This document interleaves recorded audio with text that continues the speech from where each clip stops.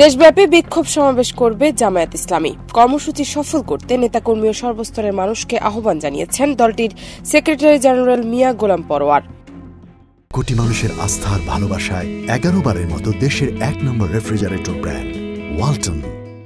17 ফেব্রুয়ারি সোমবার এক বিবৃতিতে তিনি বলেন, 18 ফেব্রুয়ারি জামায়াত ইসলামীর সহকারী সেক্রেটারি জেনারেল ATM আজহারুল ইসলামের অবিলম্বে মুক্তির দাবিতে ঢাকা মহানগরী সহ দেশের সব মহানগরী এবং সব জেলায় শান্তিপূর্ণ বিক্ষোভ সমাবেশ ও মিছিল অনুষ্ঠিত হবে। বিকাল 4টায় পল্টন মোড়ে ঢাকা মহানগর উত্তর ও দক্ষিণের উদ্যোগে আয়োজিত বিক্ষোভ সমাবেশ ও মিছিলের নেতৃত্ব দেবেন আমির জামায়াত ড শফিকুর রহমান। বিবৃতিতে তিনি আরও বলেন, সংগঠনের সহকারী secretary general ATM Azharul Islam 13 বছরেরও অধিক সময় ধরে কারাগারে আটক আছেন। তাকে বারবার রিমান্ডে নিয়ে শারীরিক ও মানসিক নির্যাতন করা হয়েছে। তিনি বেশ কয়েকবার গুরুতর অসুস্থ হয়ে পড়েন। তাকে ন্যূনতম চিকিৎসা সেবাটুকুও দেওয়া হয়নি। জান্নাত নিপু, দেশ রূপান্তর।